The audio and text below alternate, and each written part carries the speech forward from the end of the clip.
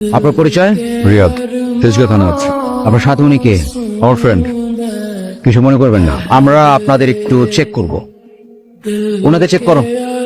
আপনার ব্যাগটা একটু দেখাবেন? আমার ব্যাগে কিছুই নেই। তো ওনাকে একটু বলুন ওরা ব্যাগটা দেখাতে। দেখো, আমার ফ্রেন্ডের সঙ্গে অনেকদিন পর দেখা হয়েছে, আমরা সঙ্গে যাচ্ছিলাম। আমি এর সম্পর্কে কিচ্ছু জানি না। ওনাকে গাড়িতে উঠান। কেমন আছিস তুই? এখানে এভাবে যোগাযোগ তো তুই করিসনি, এত রাত তোর ফোনই ধরিস না আমার। তুই কি আগে চেয়ে সুন্দরী হয়েছিস নাকি? আমি আগে থেকে সুন্দর ছিলাম। কি হয়েছিল সেদিন শুরু থেকে বল। আমি তোকে হেল্পটা করব, কিন্তু মিথ্যে হলে তোকে মিথ্যে বলিনি। আপনার কাজ হচ্ছে তদন্ত অবজার্ভ করা, আমাকে গাইড করা আপনার কাজ না। কেন মনে হচ্ছে আমি আপনাকে গাইড করবো? আর আমি আপনাকে গাইড করার চেষ্টাও করছি না। আমার মনে হয়েছে তাই বলছি। এই তদন্তের উপর থেকে প্রেশার আসতে পারে। বাইরে থেকে প্রেশার আসলে এতক্ষণে সেটা চলে আসতো। আপনি হয়তো জানেনই না এসআই রিয়াদ আসলে কে। অপরাধী পুলিশের চাকরির সহযোগিতা নিয়ে ড্রাগের বিজনেস করে। টাকার জন্য অন্তত এসআই রিয়াদ এসব করবে না।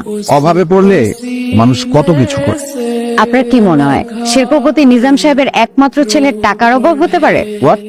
আপনি যার কাছে তদন্ত করছেন সেই এসআই রিয়াদ শিল্পপতি নিজাম সাহেবের একমাত্র ছেলে। এখন আমার কি হবে তুমি তোর কথার উপর বহন থাকবে, ঠিক আছে? সেটা না হয় বুঝলাম, রিয়াদকে এই কেসে ফাঁসানোর কি দরকার? রিয়াদের বাবা অনেক পাওয়ারফুল। বুঝলেন রিয়াদ সাহেব, আজকে তদন্ত করার মুড নেই। সেদিন আমার থানার ডিউটি শেষ হয়েছিল সন্ধ্যার দিকে। এত প্রফেশন থাকতে ফিনিশিং। প্রফেশন তো মানুষের পার্সোনাল চয়েস, তাই না?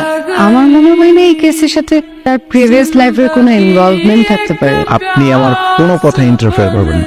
2 বছর আগে। এদিকে আসো। গুড মর্নিং বাবা। ওনাকে চেনো? চিনব না কেন? Police commissioner Enayet uncle. উনি কেন আসছে তুমি জানো? তোমার কাছে কোনো কাজে? তুমি কি কালকে রাতে 30 ফিটে গাড়ি নিয়ে গিয়েছিল? গিয়েছিলাম। এদিকে 77,000 টাকা। তুমি দিয়ে দাও। গাড়ি চাবি দাও। আজকের পর থেকে তুমি আর গাড়ি ড্রাইভ করবে না। কানে গেছে কথাটা? তো গাড়ি কই?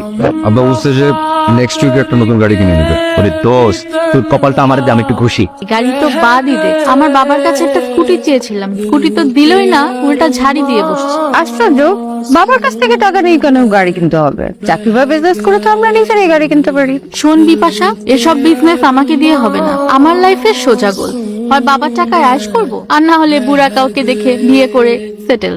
সুন্দরী মেয়েদের পরিশ্রম করতে হয় না, সুন্দরী মেয়েদের পরিশ্রমের জন্য মেলা লোক বহুত পরিশ্রম করতেছে। তোর কি কাজ জানিস? ওই বলদ পয়সাওয়ালা লোকটাকে খুঁজে বের করা। তোদের সাথে আমার এথিক্স মিলবে না। ভাই রে ভাই, ইউনিভার্সিটি শেষ করছে সেই কবে, এখনো মনে হচ্ছে ক্লাসে বসে আছি।